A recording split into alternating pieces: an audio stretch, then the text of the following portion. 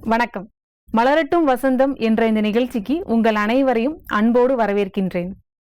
தனக்காக வாழ்வது சுயநலம், பிறருக்காக வாழ்வது பொதுநலம் என்ற இந்த முதுமொழியோடு இன்று நாம் நிகழ்ச்சிக்கு செல்லலாம்.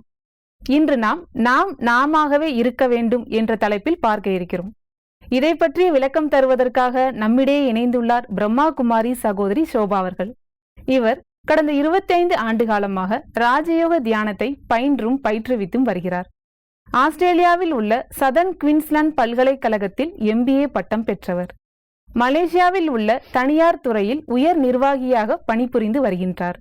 பள்ளிகள், கல்லூரிகள், டிவி மற்றும் ரேடியோ சேனல்களில் பல ஒர்க் ஷாப், செமினார்கள், மேலும் ஆன்மீக சொற்பொழிவு நிகழ்ச்சிகளை நடத்தி கொண்டு வருகிறார். நேயர்களே, உங்கள் அனைவரின் சார்பாக அவரை அன்போடு வரவேற்கின்றேன். வணக்கம் சிஸ்டர். வணக்கம். ஓம் சாந்தி. ஓம் சாந்தி. சிஸ்டர், சில சமயங்கள்ல நம்முடைய உறவு முறைகள் சந்தோஷத்தை கொடுக்கறது இல்ல, துக்கத்தை கொடுக்கற மாதிரி நமக்கு ஃபீல் ஆகுது. அவங்களெல்லாம் திருப்திப்படுத்த முடியுமா சிஸ்டர்? சந்தோஷம் கொடுக்கறது இல்லைன்னு நமக்கு தோணுது. உறவு முறைகள் சந்தோஷம் கொடுக்கறது இல்லைன்னு நமக்கு தோணுது. அவங்க நமக்கு துக்கம் கொடுக்கற மாதிரி நமக்கு தோணுது. எல்லாரையும் திருப்திப்படுத்த முடியுமா?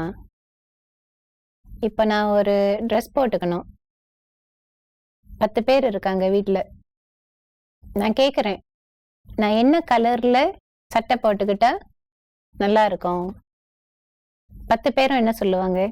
அவங்களோட கருத்து சொல்லுவாங்க. 10 கலர் சொல்லுவாங்க. அந்த 10 கலர் யாருக்கு பிடிச்சது? அவங்களுக்கு பிடிச்சது. அவங்களுக்கு பிடிச்சது. 10 கலர்ல ஒரே நேரத்துல என்னால ட்ரெஸ் போட்டுக்க முடியுமா? முடியாது. நான் எப்படி சிந்திக்கணும்னா, அந்த 10 வர்ணங்கள் அவர்களுடைய தேர்வு, அவங்களோட ஒப்பீனியன். எனக்கு என்ன பிடிக்கும், எந்த கலர்ல ட்ரெஸ் போட்டுக்கிட்டா எனக்கு பிடிக்கும், அப்படிதானே நான் யோசிக்கணும். அப்படி இல்லாம அவங்களுக்கு பிடிக்காதே, நான் வெள்ளை கலர்ல ட்ரெஸ் போட்டுக்கிட்டா அண்ணனுக்கு பிடிக்காதே, நான் கருப்பு கலர்ல சட்டை போட்டுக்கிட்டா அப்பாவுக்கு பிடிக்காதே, இப்படி நாம யோசிச்சோம்னு சொன்னா நாம எத்தனை கலர்ல தான் சட்டை போட்டுக்கிறது ஒரு நேரத்துல? இந்த மாதிரி பல சூழ்நிலைகள் அன்றாட வாழ்க்கையில சந்திக்கிறோம். நாம ஒரு விருந்துக்கு போறோம். என்னுடைய உணவு தேவை என்ன அப்படின்னு எனக்கு தெரியும். ஒரு டின்னருக்கு போறேன்னா அந்த டின்னர் நேரத்துல நான் என்ன உணவு சாப்பிடணும் அப்படின்னு எனக்கு ஒரு கொள்கை இருக்கு. அங்க போய் அந்த விருந்துல கலந்து கொள்ளும் போது பல விதமான உணவு வகைகள் இருக்கு. எல்லாரும் வந்து பரிமாறுறாங்க. நிறைய பேர் வந்து பரிமாறுறாங்க. நான் எவ்வளவு சாப்பிடணும், என்ன சாப்பிடணும், அதை யார் தீர்மானிக்கிறது? நாம தான் தீர்மானிக்கணும். நான் தான் தீர்மானிக்கணும். என்னுடைய உடலுக்கு எவ்வளவு தேவை, எது எனக்கு பிடிக்கும், அதை நான் தான் தீர்மானிக்கணும். பெரும்பாலும் என்ன ஆகுதுன்னா, எனக்காக சாப்பிடுங்க அப்படி சில சமயங்கள்ல அந்த மாதிரி கம்பல் பண்ணி சாப்பிட வச்சிடறாங்களே சிஸ்டர். சாப்பிட வச்சிடறாங்க. இதை எனக்காக சாப்பிடுங்க. இன்னொருத்தவங்க வருவாங்க, இதை நீங்க சாப்பிடலன்னா நான் கோவிச்சுக்குவேன், எனக்காக இதை சாப்பிடுங்க. அந்த மாதிரி சாப்பிட்டா என்ன ஆகும்? சில சமயங்கள்ல வயிற்று கோளாறு கூட வரும். அந்த உணவு எனக்கு ஒத்துக்கொள்ளாம இருக்கலாம். ஆக அந்த சமயத்துல நாம எப்படி இருக்கணும்? மத்தவங்களுக்காக சாப்பிட முடியுமா? என்னுடைய உடல்நிலைக்கு ஏற்ப, என்னுடைய தேவைக்கு ஏற்ப நான் தேர்ந்தெடுக்கலாம். பல சமயங்கள்ல நம்ம என்ன செய்யறோம்னா, நான் வேணான்னு சொன்னா அவங்க கோவிச்சுக்குவாங்களே, அவங்க மனசு கஷ்டப்படுவாங்களே, அப்ப நான் யாருக்காக சாப்பிடுறேன்? அவங்களுக்காக சாப்பிடுறேன். நான் வேலைக்கு போறேன். என்னோட கூட வேலை செய்யறவங்க நிறைய பேர் இருக்காங்க. எல்லாரும் புது கார் வாங்கிட்டாங்க. இப்பதான் நிறைய மாடல்ல கார்கள் வந்துகிட்டே இருக்கு. நான் பழைய காரே ஓட்டிக்கிட்டு இருக்கேன். எல்லாரும் சொல்றாங்க, என்ன இது, நாங்கெல்லாம் புதிய கார் வாங்கிட்டோம், நீ எப்ப வாங்க போற? பிரஷர் பண்றாங்க எல்லாரும். ஒரு மன அழுத்தத்தை கொடுக்கறாங்க. டெய்லி தான் பேச்சு. நம்ம எல்லாம் புது கார் வாங்கிட்டோம், இவங்க மட்டும் இன்னும் வாங்கல. அந்த நேரத்துல நான் புது கார் வாங்கணுமா வாங்க வேணாமா, என்னால வாங்க முடியுமா? அவங்க புது கார் வாங்கிட்டாங்க, அவங்க கிட்ட பணம் இருக்கு, என்கிட்ட பணம் இல்ல, நான் பட்ஜெட்டோட செலவு பண்ணிக்கிட்டு இருக்கேன். அவங்களுக்காக நான் புது கார் வாங்கி என்னுடைய கடனை அதிகரிக்கிறேன் அப்படின்னா கஷ்டப்படுறது யாரு? நான் தானே. விரலுக்கு தக்க வீக்கம் அப்படின்னு சொல்லுவோம். என்னுடைய வருமானம் எவ்வளவு, எவ்வளவு நான் செலவு பண்ண முடியும், எவ்வளவு நான் சேமிக்கணும், அதை நான் தான் தீர்மானம் பண்ணணும். பல சமயங்கள்ல என்ன நடக்குதுன்னா, மத்தவங்க தொல்லை பண்றாங்க. இந்த மாதிரி அவங்க என்ன வாங்கினாலும் நாமளும் வாங்கணும் இல்லைங்களா? அந்த மாதிரி மற்றவர்கள் சொல்லும் போது, நண்பர்கள் சொல்லும் போது, இல்ல உறவினர்கள் சொல்லும் போது நம்ம என்ன செய்யணும்? நம்ம என்ன நினைக்கிறோம்னா, நான் மட்டும் பழைய கார்ல போனா எனக்கு அவமானமா இருக்கும். அப்ப அந்த ஸ்டேட்டஸ் வந்துடுது. சில சமயங்கள்ல அவங்க சொல்லாட்டி கூட அந்த மாதிரி நமக்கு தோணிடுது சிஸ்டர். இப்ப அவங்கன்னா புதுசு வாங்கிட்டாங்க, நம்ம என்ன இப்படியே இருக்கோமே, நாம இப்படி இருக்கமே, முன்னேற்றம் இல்லையா அப்படின்னு நமக்குள்ளே சில சமயம் அந்த ஃபீலிங்ஸ் வந்துருது சிஸ்டர். அந்த மாதிரி ஒரு எண்ணம் நமக்கு வருது. நாம அந்த எண்ணத்தை கொஞ்சம் நிதானமா யோசிச்சு பார்க்கணும். நான் புது கார் வாங்கினா என்னுடைய பட்ஜெட் என்ன ஆகும்? நான் கடன் எடுக்கணும் பேங்க்ல. மாசம் மாசம் யார் அந்த கடனை கட்டுறது? நான் தான் கட்டணும். நண்பர்கள் கட்ட போறது இல்ல, நான் தான் கட்டணும். இப்ப நான் பழைய கார் ஓட்டிட்டு இருக்கேன், ஆனா கடன் இல்லாம இருக்கேன், நிம்மதியா வாழ்ந்துட்டு இருக்கேன்.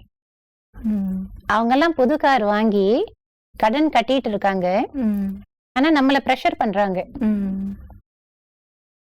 அந்த கடன் கட்டுறவங்களுடைய பிரஷர் அதிகமா, இல்ல கடன் இல்லாம நிம்மதியா வாழ்ந்துட்டு இருக்கிற என்னுடைய நிலை நல்லதா அப்படின்னு நான் பார்க்கணும்.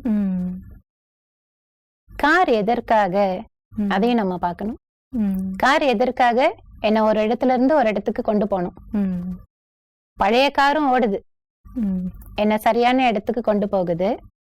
புதிய கார் வாங்கணும்னு எனக்கு ஒரு அவசியம் அப்ப இல்ல. அப்ப தீர்மானத்தை நான் தான் பண்ணணும். இப்போ எனக்கு என்ன தேவை? ஆக இந்த மாதிரி அறிவுரைகள், புத்திமதிகள் இதெல்லாம் நிறைய வரும் நம்முடைய வாழ்க்கையில. நல்ல அறிவுரை அப்படின்னு சொன்னா ஏற்றுக்கொள்ள வேண்டும். எனக்கு தேவையில்லாத அறிவுரை அப்படின்னா கேட்டும் கேட்காம போய்கிட்டே இருக்க வேண்டியதுதான். அந்த மாதிரி செய்யறதுனால அவங்க மனச நம்ம எதுவும் பாதிக்கல. அதே நேரத்துல என்னுடைய தேவையை அறிந்து என்னுடைய தகுதிக்கு ஏற்ப என்னால வாழ முடியும். அனாவசிய செலவு இருக்காது. நான் அனாவசிய செலவு இல்லாம கொஞ்சம் பணத்தை சேமித்து வைத்து சிக்கனமாக வாழ்றேன், ஆனா சந்தோஷமா வாழ்றேன். அளவுக்கு அதிகமா செலவு செய்து கடன் பட்டு கஷ்டப்படுறதை விட இந்த வாழ்க்கை எவ்வளவு பரவாயில்ல. இந்த மாதிரி நம்ம யோசிக்கணும். மத்தவங்க கோவிச்சுக்கிறாங்களே, மத்தவங்க மனசு புண்படுமே, முதல்ல என் மனசு எப்படி இருக்கு?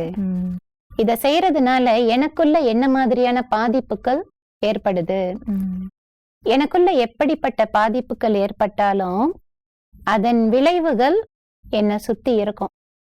நான் ஒரு குடும்ப தலைவனா இருக்கலாம், ஒரு குடும்ப தலைவியா இருக்கலாம், ஒரு குடும்பத்தை வழி நடத்திக்கிட்டு இருக்கலாம்.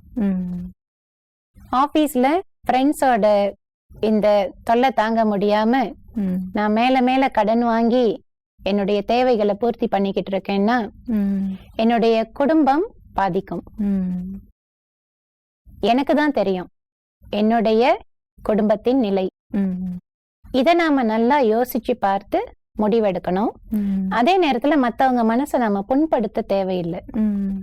நம்ம நேரடியா அவங்க கிட்ட சொல்லலாம். நான் இப்படி சொன்னா அவங்க கோவிச்சுக்குவாங்களா? இந்த உணவு எனக்கு ஏற்ற உணவு இல்ல, இந்த நேரத்துல நான் இதை சாப்பிட மாட்டேன், நான் இவ்வளவுதான் என்னால சாப்பிட முடியும் அப்படி நம்ம சொல்லும்போது நாம தான் நினைக்கிறோம் அவங்க கோவிச்சுக்குவாங்களோ அப்படின்னு. ஆனா அவங்க போய்கிட்டே இருப்பாங்க. அவங்க சொல்ற மாதிரி சொல்லிட்டு அவங்க போய்கிட்டே இருப்பாங்க. அதனால நாம மத்தவங்களை வந்துட்டு பொய்யான போலியான வழியில திருப்திப்படுத்த வேண்டும் என்ற நிலை நமக்கு வரக்கூடாது.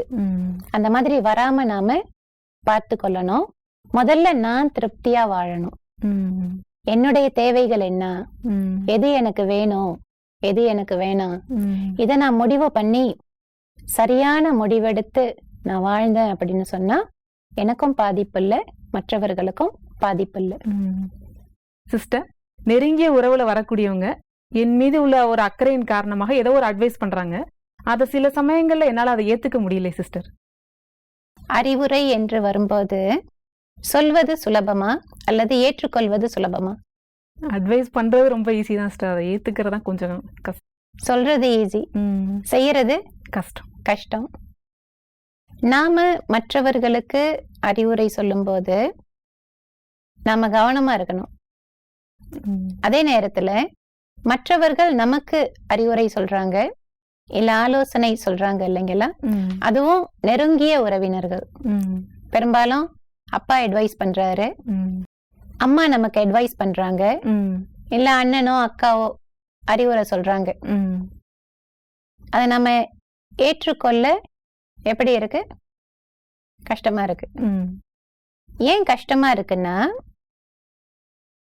அவங்க சொல்ற அந்த அறிவுரைய கடைபிடிக்க கொஞ்சம் கஷ்டமா இருக்கு.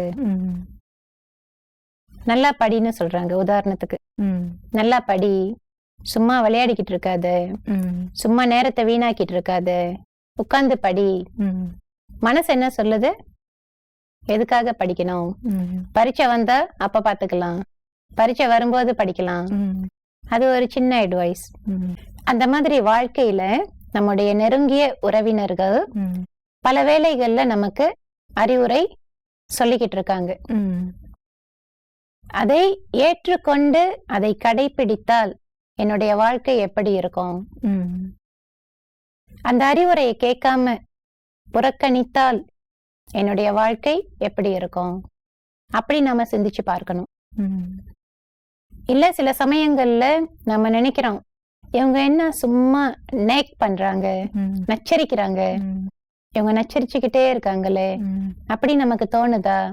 இல்ல அந்த அறிவுரை நமக்கு சரியானது இல்ல, நம்ம ஒரு முதிர்ச்சியான ஒரு வயதுக்கு வந்த பிறகு, அம்மான்னு சொல்லும் போது அம்மாக்கு 60 வயசு ஆயிருக்கும், மகனுக்கு 30 வயசு இருக்கும்.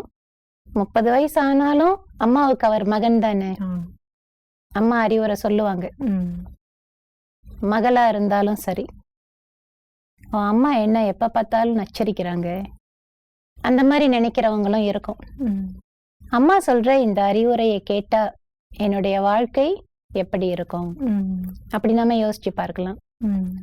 சில சமயங்கள்ல என்ன நடக்கும்னா, நமக்கு சம்பந்தம் இல்லாதவங்க அறிவுரை சொல்லுவாங்க. நமக்கும் அவங்களுக்கும் நெருங்கிய தொடர்பு இருக்காது, அவங்களும் நமக்கு அறிவுரை சொல்லுவாங்க. அதை ஏற்றுக்கொள்ள கஷ்டமா இருக்கும். அந்த அறிவுரை என்னுடைய வாழ்க்கைக்கு தேவையா? அதை நான் பின்பற்றணுமா? அப்படி யாரு பகுத்தறியணும்? நான் தான் பகுத்தறியணும். சொல்றவங்க சொல்லுவாங்க, செய்ய போறது யாரு? நான் தான். நல்ல அறிவுரைகளை நாம ஏற்றுக்கொள்ளலாம், நமக்கு தேவை இல்லாதவற்றை விட்டுவிடலாம். 2 நண்பர்கள் கடற்கரை ஓரமா நடந்து போயிட்டு இருந்தாங்க. 2 பேரும் நெருங்கிய நண்பர்கள். நல்லா பேசிக்கிட்டே நடந்து போய்கிட்டு இருந்தாங்க. கொஞ்ச நேரத்துல அவங்களுக்குள்ள வாக்குவாதம் வந்தது. நண்பர்களிடையே வாக்குவாதம் வர்றது சகஜம் தானே. இந்த வாக்குவாதம் முற்றி போய் ஒரு நண்பர் இன்னொரு நண்பரை அரைஞ்சிட்டாரு, கன்னத்துல அரைஞ்சிட்டாரு. அந்த அறை வாங்கிய நண்பர் மணல்ல எழுதினாரு, என்னுடைய நண்பன் என்னை கன்னத்தில் அரைந்து விட்டான். கொஞ்ச நேரம் 2 பேரும் தனித்தனியா உட்கார்ந்து இருந்தாங்க. கொஞ்ச நேரம் கழிச்சு 2 பேரும் கடல்ல இறங்கி குளிக்க ஆரம்பிச்சாங்க. இந்த அறை வாங்கிய நண்பர் கடல்ல மாட்டிக்கிட்டாரு. அறைந்த நண்பர் அவரை காப்பாத்தினாரு. அப்ப இந்த அறை வாங்கிய நண்பர் கல்லுல செதுக்கினாரு. இன்று என்னுடைய நண்பன் என் உயிரை காப்பாற்றினான். அப்ப அவர் கேட்டாரு, நான் அரைஞ்சப்ப மணல்ல எழுதுனையே, இப்ப நான் உன்னை காப்பாத்தி இருக்கேன், இப்ப ஏன் கல்லுல எழுதுனேன்? அப்ப இவர் சொன்னாரு, வாழ்க்கையில நமக்கு தேவையில்லாததையெல்லாம் நாம பொருட்படுத்த கூடாது. கொஞ்ச நேரத்துல அலை வந்து அந்த மணலை அடிச்சுட்டு போயிடும், அது காணா போயிடும். அரைந்தார் அப்படின்னு எழுதினார் இல்லைங்களா, அதெல்லாம் காணா போயிடும். ஆனா இந்த கல்லுல செதுக்கின இல்ல, இத நான் மறக்க கூடாது. நீ என் உயிரையே காப்பாத்திருக்க, இத நான் வாழ்நாள் முழுவதும் மறக்கவே கூடாது. அதனால இத நான் என்னுடைய மனதிலையும் செதுக்கி இருக்கேன், கல்லுலையும் செதுக்கி இருக்கேன். அந்த கடல் தண்ணி கூட நான் செதுக்குனத மாற்ற முடியாது, அழிக்க முடியாது. இந்த கதையோட கருத்தை நம்ம எடுத்துக்கலாம். நமக்கு அறிவுரை சொல்றாங்க, நல்லதுன்னா ஏத்துக்கணும், அது கல்மேல் எழுதிய எழுத்தா இருக்கணும். அந்த நல்லதை கடைபிடிக்கும் போது, அதன்படி நடக்கும்போது நான் நல்ல வழியில வாழ முடியும். அதே மாதிரி அவங்க சொல்ற அறிவுரை தேவையில்லாதது அப்படின்னா அது அந்த மணல் மேல் எழுதிய எழுத்து மாதிரி தான். அதை நம்ம மறந்துடலாம், இல்லைன்னா விட்டுடலாம். அதை பொருட்படுத்தணும் அப்படின்னு அவசியம் கிடையாது. தேர்வு என்னுடைய கையில தான் இருக்கு. சிஸ்டர், சில சமயங்கள்ல நம்ம உறவினர்களா இருக்கட்டும், ஃப்ரெண்ட்ஸா இருக்கட்டும், அவங்க சொல்லக்கூடிய விஷயங்கள் சரியில்லைன்னு தெரிஞ்சும் ஆனா சில சமயங்கள்ல வேற வழி இல்லாம அதை ஏத்துக்க வேண்டிய சூழ்நிலையா இருக்கே சிஸ்டர், அதுக்கு நம்ம என்ன செய்யணும் சிஸ்டர்? வேற வழி இல்லை அப்படின்னா நோ சாய்ஸ். சில சமயம் அப்படி சொல்றோம், நோ சாய்ஸ், என்னால ஒன்றும் செய்ய முடியல, நான் இப்படிதான் இருக்கணும், நான் இப்படி ஆயிட்டேன், இப்படி செய்யலைன்னா அவங்க கோவிச்சுக்குவாங்க, இப்படி செஞ்சா எனக்கு கஷ்டம். அப்ப நான் கஷ்டப்படுறது முக்கியமா, அவங்க கோவிச்சுக்கிறது முக்கியமா? அவங்க அட்வைஸ் பண்றாங்க, ஆனா எனக்கு தெரியுது இந்த அட்வைஸ் எனக்கு பொருந்தாது, இதை நான் பின்பற்றணும் அப்படின்னு அவசியம் கிடையாது. அவங்க அவங்கள திருப்திப்படுத்துறதுக்காக நான் அதை செய்யறது. பிறகு நான் என்ன சொல்றேன், எனக்கு வேற வழி இல்லை, நான் என்ன பண்றது? இந்த மாதிரி நம்ம செஞ்சோம் அப்படின்னா நம்முடைய வாழ்க்கை என்னவா ஆகும்? எல்லாத்துக்குமே வேற வழி இல்லாம நான் பண்றேன், வேற வழி இல்லாம நான் ஏத்துக்கிறேன், வேற வழி இல்லாம நான் செஞ்சிட்டு இருக்கேன், அப்படியே போய்கிட்டு இருந்தா நம்ம யாருக்காக வாழ்றோம்? நமக்காக வாழ்றோம். நாம நமக்காக தானே வாழறோம். நாம தானே இருக்கணும். நாம நல்லது செஞ்சு நல்ல ஒரு வாழ்க்கை வாழணும், அந்த எண்ணம் நமக்கு இருக்கும்போது, நம்முடைய புத்தி தெளிவா இருக்கும்போது, மற்றவர்கள் சொல்ற அந்த அறிவுரைய நம்மால பகுத்தறிய முடியும், தெளிவா உணர முடியும். இந்த அட்வைஸ் எனக்கு வேணுமா வேணாமா, தேவையா தேவையில்லையா, இப்படி செஞ்சா என் வாழ்க்கை என்ன ஆகும், அப்படி செய்யலைன்னா என்ன ஆகும், இந்த மாதிரி கொஞ்சம் அனலைஸ் பண்ணி பார்க்கணும். அதை விட்டுட்டு அவங்களுக்காக நான் செய்யறேன், எனக்கு வேற வழி இல்லை, இப்படி சொல்றத நாம நப்பாட்டிக்கிட்டு இது வேணுமா வேணாமா. ஒரு வாலிபர் இருந்தாரு, அவருக்கு அட்வைஸ் பண்ணாங்க ஃப்ரெண்ட்ஸ் எல்லாம். அவர் நல்லா படிச்சுக்கிட்டு இருந்தாரு. ஃப்ரெண்ட்ஸ் எல்லாம் என்ன சொன்னாங்கன்னா, நீ ஏன் படிக்கிற, நீ படிக்க வேணாம், இப்பயே போய் ஒரு வேலையில சேர்ந்துடு, இப்பயே வேலையில சேர்ந்துட்டா சீக்கிரமா சம்பாதிக்கலாம், சீக்கிரமா வாழ்க்கையில நீ ஒரு நல்ல நிலைக்கு வந்துடலாம். ஆனா இவருடைய எண்ணம் எல்லாம், நான் நல்லா படிக்கணும், நான் நல்லா படிச்சு ஒரு பட்டதாரி ஆகணும், ஒரு உயர்ந்த பதவியில வரணும். ஆனா இந்த ஃப்ரெண்ட்ஸ் எல்லாம் எப்போதும் அவருக்கு அதெல்லாம் தேவையில்லை, படிக்காமையே நல்லா பணம் சம்பாதிக்கலாம், அந்த மாதிரி ஒரு அட்வைஸ் கொடுத்துட்டு இருந்தாங்க. இந்த வாலிபர் அதை கேட்கல. அவர் அவருடைய குறிக்கோள்ல உறுதியா இருந்தாரு, தெளிவா இருந்தாரு, நல்லா படிச்சாரு, பட்டம் வாங்கினாரு, ஒரு நல்ல உத்தியோகத்துல வந்துட்டாரு. அவருக்கு அட்வைஸ் பண்ண அந்த நண்பர்கள் எல்லாம் வேலை இல்லாம இருக்காங்க, சரியா படிக்காத காரணத்தினால. இந்த சம்பவத்தை நம்ம பார்க்கும்போது அவர் அந்த நேரத்துல அவர் செய்த தேர்வு சரியா பிழையா? சரி. ஏன் சரின்னா அவருக்கு என்ன வேணும், அவருடைய எதிர்காலம் எப்படி இருக்கணும், அதை அவர் தீர்மானம் செய்தார். அந்த முடிவை அவரை மத்தவங்க கையில விடல. ஃப்ரெண்ட்ஸ் கூட அவரும் சேர்ந்திருந்தா ஒரு 4-5 வருஷத்துல அவருடைய நிலை எப்படி இருக்கும்? அவங்க மாதிரிதான் ஆயிருப்பாரு. இன்னைக்கு நம்ம சுற்றி இருப்பவர்கள், நண்பர்களா இருக்கட்டும், தூரத்து உறவினர்களா இருக்கட்டும், நிறைய இந்த மாதிரி சொல்லுவாங்க. ஆனா நான் தான் எனக்கு என்ன வேணும், என்னுடைய வாழ்க்கையை நான் கஷ்டப்படுத்திக்க கூடாது. எப்போ வாழ்க்கையில எனக்கு வேற வழி இல்லாம நான் இதெல்லாம் பண்ணிக்கிட்டு இருக்கேன், இதெல்லாம் செஞ்சுக்கிட்டு இருக்கேன், எனக்கு பிடிக்காததெல்லாம் நான் செஞ்சிட்டு இருக்கேன் அப்படின்னு ஒரு சூழ்நிலை வரும்போது நான் சந்தோஷமா வாழ முடியாது. வாழ்க்கையில ஒரு திருப்தி இருக்காது, ஒரு அமைதி இருக்காது. அந்த திருப்தியற்ற நிலை என்னை மட்டும் பாதிக்கிறது இல்ல, என்னை சுற்றிலும் நான் என்ன பண்றேன், அந்த நெகட்டிவ் வைப்ரேஷன். நான் திருப்தி இல்லாம இருக்கேன்னா நான் அமைதியா இருக்க மாட்டேன், சந்தோஷமாவும் இருக்க மாட்டேன். அப்ப என்னுடைய தொடர்புல வருபவர்கள், என்னுடைய உறவில் வருபவர்கள், அவர்கள்கிட்ட நான் எப்படி நடந்துக்கிறேன், அந்த திருப்தியற்ற நிலைய, அந்த திருப்தியற்ற மனோநிலைய அவங்களோடையும் பரிமாறிக்கிறேன். அந்த பரிமாற்றங்கள் எப்படி இருக்குன்னா நெகட்டிவா இருக்கு. அதுக்கு என்ன காரணம்னா மத்தவங்க காரணம் கிடையாது, நான் தான் அப்படி நினைக்கிறேன். நான் வேற வழி இல்லாம இப்படி பண்றேன், நான் இப்படியெல்லாம் செஞ்சாதான் மத்தவங்கள திருப்திப்படுத்த முடியும், எனக்கு என்ன வேணும், அந்த குறிக்கோள்ல நம்ம கண்ணும் கருத்துமா இருக்கணும். மத்தவங்க சொல்றதை கேட்டுக்கணும், அந்த ஃப்ரெண்ட்ஷிப்பை நம்ம மெயின்டைன் பண்ணிக்கணும், அந்த ரிலேஷன்ஷிப் உறவுகளையும் நம்ம மெயின்டைன் பண்ணிக்கிட்டு போய்கிட்டே இருக்கணும்.